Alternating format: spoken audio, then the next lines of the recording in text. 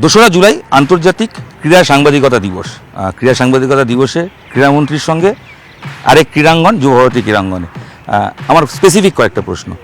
যুবভারতী ক্রীড়াঙ্গনে আপনি মন্ত্রী হিসেবে দায়িত্ব নেওয়ার পর প্রথম আসলেন, সামনে ডুরান্ড কাপ, কী পদক্ষেপ গ্রহণ করতে বললেন যেখানে চেঞ্জেস প্রয়োজন?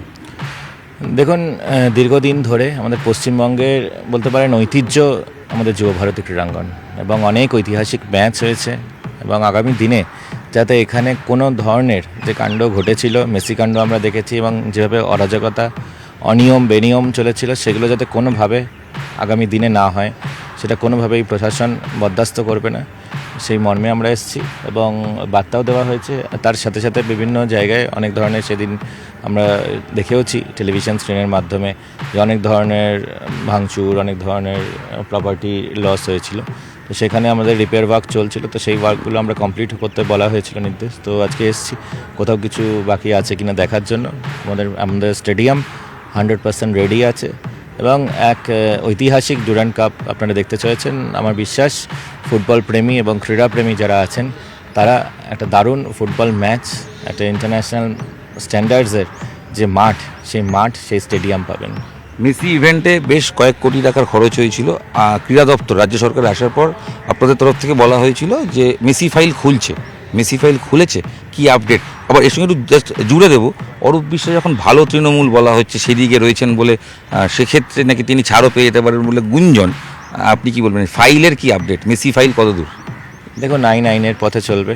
পুলিশ তদন্ত করছে, এবং পুলিশের যারা কনসার্নড অফিসিয়ালস আছে, তারাই বিষয় যখন যেরকম আপনাদের সামনে আনার, কারণ ইনভেস্টিগেশন প্রসেস চলছে, সেই মুহূর্তে আমার কোনো মন্তব্য করে ইনভেস্টিগেশন প্রসেসকে বিব্রত করা বা কোনো দিকে নিয়ে যাওয়া উচিত না, ইনফ্লুয়েন্স করা উচিত না। তবে নিশ্চিন্তে থাকুন, পশ্চিমবঙ্গে এখন আইনের শাসন আছে। যারা দোষী তাদের হিসেব হবে। দেশের সম্মানীয় প্রধানমন্ত্রী শ্রী নরেন্দ্র মোদীজি নিজে বলেছেন, যেমন আমাদের সবকা সাথ সবকা বিকাশ হবে, কিন্তু সবকা হিসাব বি হবে। তো সবার হিসেব যেভাবে করে 10 টাকার জলের বোতল 200 টাকায় বিক্রি হয়েছিল সেদিন, এবং যে চূড়ান্ত অরাজকতা, মেসির জায়গায় মেসোকে দেখতে পাচ্ছিল ছেলেমেয়েরা। তো এই পরিস্থিতিতে আমাদের ফুটবল প্রেমী ফেরত পাওয়ার কথা, অনেকে এখনো বলেন যে মেসি ম্যাচের টিকিট ফেরত পাইনি, কবে পাবো, আদৌ কি পাওয়া যাবে?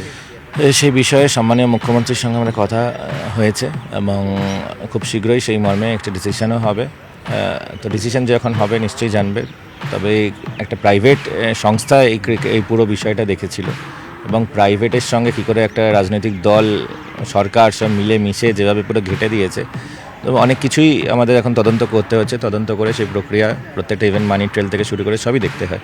সেগুলো দেখে নিশ্চয়ই সদর্থক কোনো ডিসিশন আসবে। আগের সরকারের আমলে যুবভারতীতে একটি মূর্তি হয়েছিল, কোমরে বল, পায়ে দুটি বল। নিশীথ প্রামাণিক তিনি যখন দায়িত্ব নিয়েছিলেন আপনাদের সরকারে, তিনি সেটিকে ভেঙে ফেলে নতুন একটি মূর্তি কথার ঘোষণা করেন, এবং সেটা একটা তিনি বার্তাও দিয়েছিলেন যে ইস্টবেঙ্গল মোহনবাগানের 2 সমর্থকের মূর্তি সম্ভবত করা হবে, যেহেতু রিপ্রেজেন্ট করছে বাংলার ফুটবলকে। সেটা কি আপডেট বা কী করছেন আপনারা? বিদঘুটে একটা মূর্তি ছিল, যেটা মানে ইভেন আপনিও ডিসক্রাইব করতে পারেন। আপনাকে আমি যদি জিজ্ঞেস করি যে ওটা কিসের মূর্তি, কেউ বলতে পারে না। শুধু বলে, কেউ নানাভাবে এক্সপ্লেন করে, কেউ বিদঘুটে বলে, কেউ অদ্ভুত বলে, কেউ কিমাকার বলে, তো নানাভাবে এরকম ব্যক্ত হয়। তো সেরকম একটা মূর্তি, যার মস্তিষ্ক প্রসূত, মানে তারও মস্তিষ্ক আমার মনে হয় দেখা দরকার। তবে সেই মূর্তিও এখন নেই, এবং যার মস্তিষ্ক প্রসূত, তার মস্তিষ্কও এখন এই খেলার মাঠে আর চলবে না। খেলার মাঠে খেলোয়াড়রা ঠিক করবে কীভাবে খেলার মাঠ নিয়ন্ত্রণ হবে, এবং খেলোয়াড়রাই ঠিক করবে। কোনো রাজনৈতিক ব্যক্তিত্ব কোনোভাবে এর মধ্যে ইনফ্লুয়েন্স করতে পারবে না।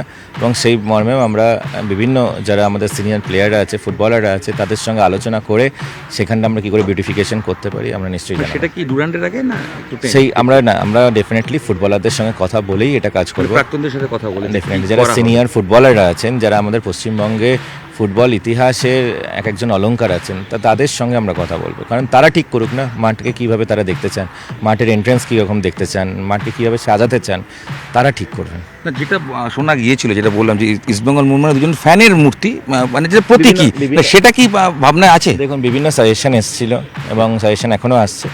সকল সাজেশন নিয়ে আলোচনা হবে, আলোচনা করে ফুটবলাররা ঠিক করে। আমি বারবার বলি যে আমরা খেলার ময়দানে খেলাধুলা এবং খেলোয়াড়দেরই হবে খেলার ময়দান। সেখানে কোনো ধরনের রাজনৈতিক ব্যক্তিত্বর জন্য কিন্তু খেলার ময়দান থাকবে না। আরেকটা প্রশ্ন, সেটা ফুড কোর্ট। এই স্টেডিয়ামে যারা খেলা দেখতে আসেন, দীর্ঘদিনের সমস্যা খাবার এবং পানীয় জল মাঠে প্রবেশের নিষেধাজ্ঞা রয়েছে। সেক্ষেত্রে স্টেডিয়াম চত্বরের ভেতরে ফুড কোর্ট সেরকম প্ল্যান নিশ্চয়ই আপনারা করছেন বা করবেন? সেটা নিয়েও আমরা চিন্তাভাবনা করছি এবং নিশ্চয়ই চিন্তাভাবনা করছি, তবে সেটাও একটা প্রপার আমরা সেখানে পুলিশ যারা লিগ্যাল অথরিটিস আছেন, ল এনফোর্সমেন্ট অথরিটিস আছে, তাদের সঙ্গে কথা বলে, কারণ আইন শৃঙ্খলারও একটা বিষয় থাকে। সুতরাং কতটা ডিস্টেন্স করে হবে, কি হবে, সেগুলো আমরা করে, তবে মানুষ যাতে স্টেডিয়ামে এসে কাউকে খালি পেটে না থাকতে হয় তারও সুবন্দোবস্ত হবে, খুব শীঘ্রই হবে। তো সেটা নিয়ে আমরা আলোচনা করে বিভিন্ন যারা এখানে সংশ্লিষ্ট আধিকারিকরা আছে তাদের সঙ্গে আলোচনা করে আমরা নির্দিষ্টভাবে বলবো। তবে পর্যাপ্ত যাতে পানীয় জলের সরবরাহ থাকে সে নিয়ে আমি নিজে আজকে সকল স্টেডিয়ামে বিভিন্ন প্রান্তে আমি নিজে দেখেছি, যাতে এবং যেখানে যারা স্টেডিয়ামের যারা আমাদের বিভিন্ন অফিসিয়ালরা আছে তাদের প্রত্যেককে সেরকমই নির্দেশ দেওয়া হয়েছে যে জলের পাউচ বা ইভেন জলের যেভাবেই থাকবে, আমরা সেটাও একটা ডিসপেন্সার কোথাও থাকবে, কোথাও পাউচ থাকবে, তো সেগুলো কোথায় কোথায় থাকবে সেটাও আমরা অলরেডি আজকে নির্দিষ্ট করে দেওয়া হয়েছে, যাতে কারোর জলের অভাব না হয়। আর খাওয়া দাওয়ার বিষয়টা হয়তো স্টেডিয়ামের ভেতরে খাওয়া দাওয়া বিষয় না থাকলে স্টেডিয়ামের থেকে খুব অনতি দূরেই কিছু একটা ব্যবস্থা হবে, সেটার জন্য আমরা জায়গা ডিমার্কেট করতে বলেছি। সমর্থকরা স্পেসিফিক অভিযোগ করেন, এর আগের সরকার বারংবার করেছেন, এখানে যে পানীয় জলের লাইন আছে সে জল খাওয়ার যোগ্য নয়।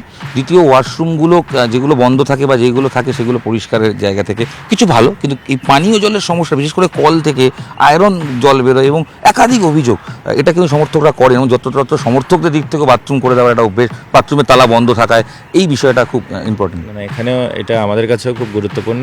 এই নিয়ে বৈঠকে আমি নিজে আলোচনা করেছি এবং আজকে যার জন্য আমি নিজে বাথরুমগুলো ঘুরে দেখেছি, যাতে প্রত্যেকটা বাথরুম ক্লিন আছে কিনা, সেখানে মানুষ ইউরিন বা বিভিন্ন বাথরুম ইউজ করতে পারে কিনা, সেই ইউজেবল কন্ডিশনে আছে কিনা, ক্লিন আছে কিনা, স্বচ্ছ আছে কিনা, সেগুলো দেখার জন্য আমি নিজে দেখছি। আর তার সাথে সাথে বিভিন্ন যে আপনার শুধু বাথরুম নয়, আরও অন্যান্য অনেক কিছু ইস্যুস আছে এখানকার স্টেডিয়ামে, যেগুলো দীর্ঘদিন মানুষের অভিযোগ ছিল। কোথাও ইভেন পানীয় জলের একটা বড় সমস্যা ছিল, যে পানীয় জলের যে সোর্সটা আছে, তো সেই নিয়ে আমরা বিধাননগর মিউনিসিপ্যাল কর্পোরেশনকেও দুটো এজেন্সিকে দিয়ে টেস্টিং করতে বলেছি ওয়াটার কোয়ালিটি, এবং সেই রিপোর্ট অনুযায়ী তারপরেই সেই জল সাধারণ মানুষকে দেওয়া হবে। আমার শেষ দুটো প্রশ্ন। এক, ডায়মন্ড হারবারের বিরুদ্ধে ক্রীড়া দপ্তর অভিযোগ পেয়েছিল, তদন্ত করছিল। ডায়মন্ড হারবার ফুটবল ক্লাবের কথা বলছি, অভিষেক বন্দ্যোপাধ্যায়ের ক্লাব। কলকাতা লিগে তাকে গ্রুপে রাখা হয়েছে, তারা যেহেতু লাস্ট ইয়ার খেলেছে বা তার আগেও খেলেছে, তারা গ্রুপে রয়েছে। ডুরান্ডে তারা নেই। ক্রীড়া দপ্তরের তদন্ত কতদূর, মানে আর্থিক অভিযোগ যে উঠেছিল, লেনদেনের বেআইনি লেনদেন যাবতীয়? দেখুন, ইনভেস্টিগেশন চলছে, ইনভেস্টিগেশন যখন চলে তখন সেটা নিয়ে আমি কোনো কিছু বলা মানে সেটাকে ইনফ্লুয়েন্স করা, প্রভাব ঘটানো, সেটা আমরা কখনোই ঘটাবো না। তো ইনভেস্টিগেশন শেষ হলে আপনারা বুঝতে পারছেন, ডুরান্ডে থাকাটা আমার মনে হয় না স্বাভাবিক হতে পারে। যাদের বিরুদ্ধে ম্যাচ এথিক্স ভায়োলেট করার মতন অভিযোগ এসছে, গুরুতর অভিযোগ আছে, বিভিন্ন ধরনের ম্যাচ ফিক্সিং সহ বিভিন্নভাবে অবৈধভাবে মাঠ দখল করা, তো সেখানে খেলার মান মেনটেন করা, সেটাও আমাদের প্রত্যেককে দেখতে হয়। এই ডুরান্ড কাপ আমার বিশ্বাস, যেটা আর্মি অর্গানাইজ করে, ইন্ডিয়ান আর্মি এমন কোনোভাবে অবৈধভাবে কাউকেই যারা ফেয়ার প্লে যাতে থাকে সেটা মেনটেন করবে না। শেষ প্রশ্ন, মেসি ওয়ার্ল্ড কাপ চলছে, মূর্তিটি এখনও পিডাব্লিউডি বাঘবাড়িতে রয়েছে, শোনা যাচ্ছে ইকো পার্কে বসবে, যেটা লেক টাউনের মূর্তি ছিল, সেটা তো চূড়ান্ত সিদ্ধান্ত হয়ে গেছে। দেখুন, মেসির মূর্তি সম্পর্কিত বিষয়টা আমরা ক্রীড়া দপ্তর দেখছি না, সেটা যারা দেখছেন তাদেরকে আমার মনে হয় জিজ্ঞেস করলে ভালো হবে। তো সেটা আমার মনে হয় এখানে যারা বিধাননগর মিউনিসিপ্যাল কর্পোরেশন বা এদের বিষয়, তো ওনারা বুঝবেন। তো আমার কাছে ওটা মেসির মূর্তি লাগেনি, ওটা ঋতিক রোশনের মূর্তি লেগেছে। আমরা কথা বলছিলাম ক্রীড়ামন্ত্রীর সঙ্গে। যুবভারতীতে প্রথমবার পরিদর্শনে এসে তিনি যাবতীয় বিষয় খতিয়ে দেখলেন, মাঠ থেকে শুরু করে ড্রেসিং রুম, সেখান থেকে ওয়াশরুম, পানীয় জলের সমস্যা, যাবতীয় বিষয় তিনি কথা বললেন এবং মাঠ পরিদর্শন করে তিনি সম্পূর্ণভাবে জানতে চেয়েছেন কোথায় সমস্যা, কবে থেকে মেনটেন্যান্স হয়নি, ফ্লাডলাইটের কী আপডেট, সেগুলোর কী সমস্যা, যাবতীয় তথ্য নিয়েছেন এবং তার রূপরেখাও তিনি কীভাবে এটাকে চেঞ্জ করা যায় এবং আধুনিকভাবে কি করা যায় যাবতীয় নির্দেশিকা দিয়েছেন। এবং গুরুত্বপূর্ণ বিষয়, যুবভারতীতে ফুড কোর্ট অবশ্যই হবে, যেটা সিদ্ধান্ত হয়েছিল সেই ব্যাপারে ক্রীড়া দপ্তর কাজ এগিয়ে নিয়ে যাচ্ছে। এবং মূর্তি হওয়ার ক্ষেত্রে, যে মূর্তি আগে সরকারেরা কোমরে বল পায়ে বলের মূর্তি ছিল যেটা ভেঙে ফেলা হয়েছে, সেই মূর্তির জায়গায়ও নতুন মূর্তি হবে। তবে চূড়ান্ত সিদ্ধান্ত হবে কোন মূর্তি বসবে সেটা ফুটবলাররাই ঠিক করবেন, অর্থাৎ বাংলার প্রাক্তন ফুটবলাররা তারা সবাই মিলে যে ফাইনাল মূর্তির কথা বলবেন সেটাই ফাইনাল হবে। এবং আচ্ছা, তাতে দুই দলের সমর্থকের মূর্তি হতে পারে বা কোনো কিংবদন্তি ফুটবলার বাংলার তার হতে পারে, যাই হবে সেটা ফুটবলাররা ঠিক করবেন। সব মিলিয়ে ক্রীড়া দিবসে, ক্রীড়া সাংবাদিকতা দিবসে স্পোর্টস মিনিস্টার রাজ্যের ইন্দ্রনীল খা, তার সঙ্গে আড্ডায় গল্পে উঠে আসলো যাবতীয় এক্সক্লুসিভ খবর। ক্যামেরায় সুব্রত জানার সাথে ইরণ রায় বর্মন, নিউজ 18 বাংলা।